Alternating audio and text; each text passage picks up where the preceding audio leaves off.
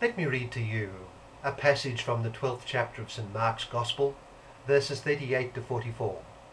It's the Gospel for Saturday of the 9th week in Ordinary Time, Year 2.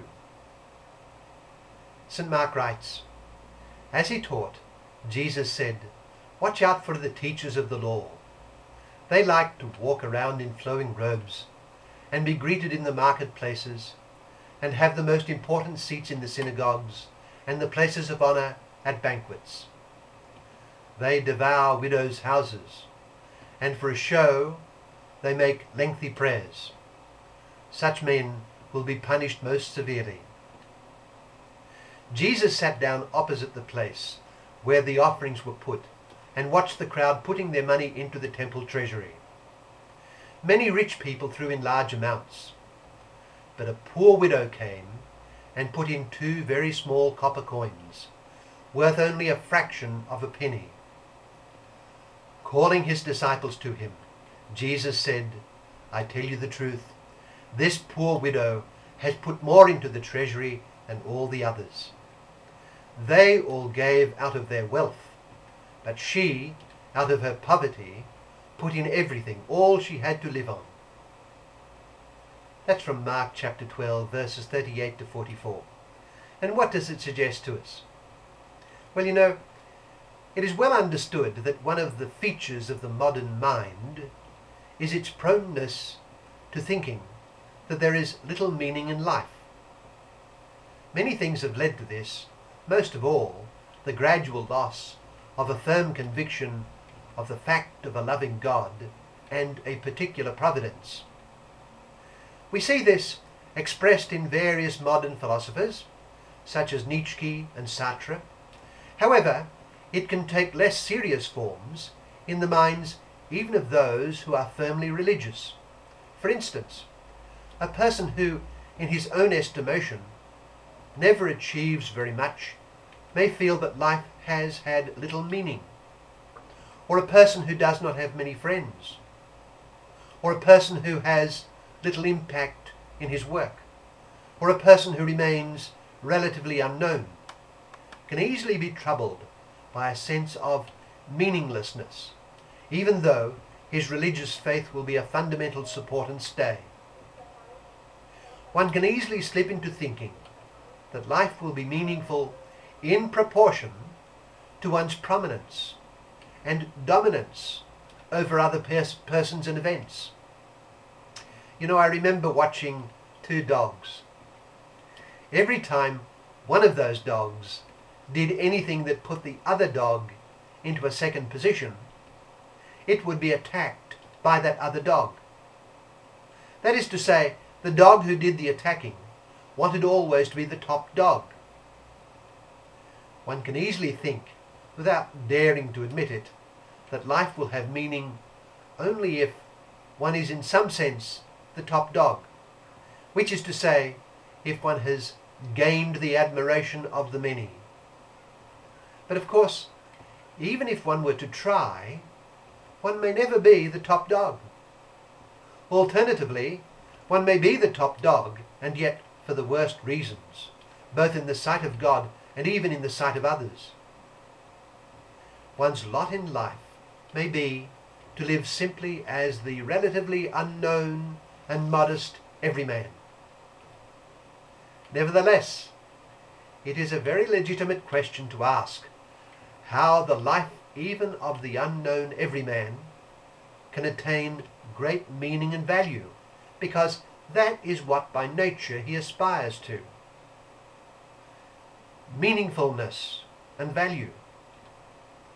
Well now, let us turn to our gospel passage today that I read and observe what our Lord says of a certain set of persons who strove to stand out beyond the common man, and then compare what he says of one who was unknown and deemed to be insignificant.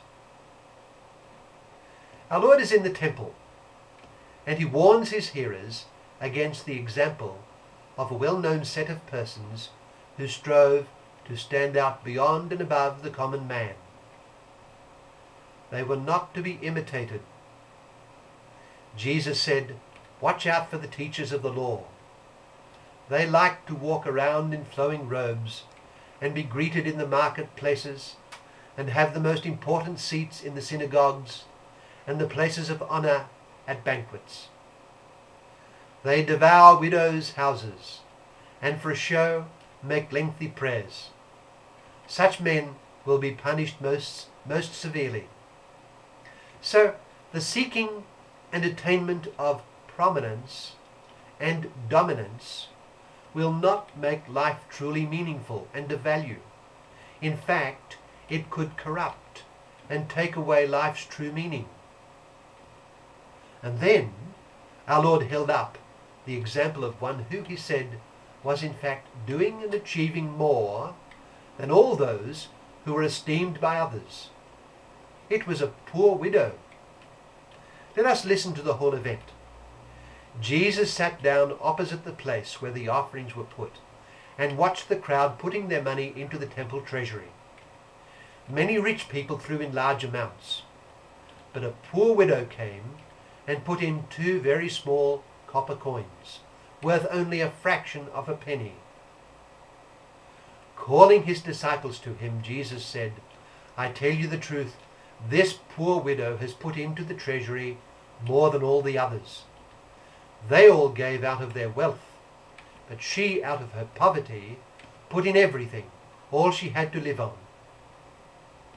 What this means is that the ordinary and hidden life, the life that is the necessary lot of countless persons, the life that offers little chance of being the top dog, is peculiarly open to very great meaningfulness and value.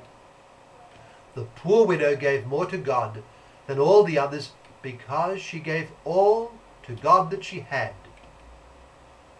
That is all that the humble everyman needs to do. He simply needs to give all his love and energies to God and to his will in everyday life and work, whatever it be and however hidden it seems. We are speaking here of the ordinary life and its possible grandeur. Small can be beautiful, as E.F. Shoemaker said of economics. The same applies to the ordinary life.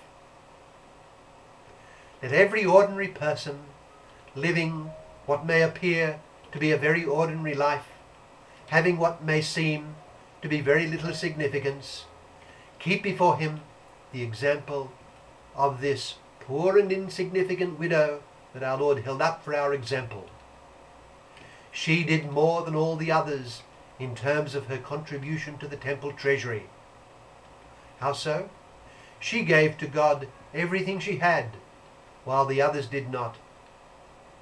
The key to making life, including the ordinary life, meaningful, is to serve God with all one's heart, whatever be the circumstances the providence of God places us in.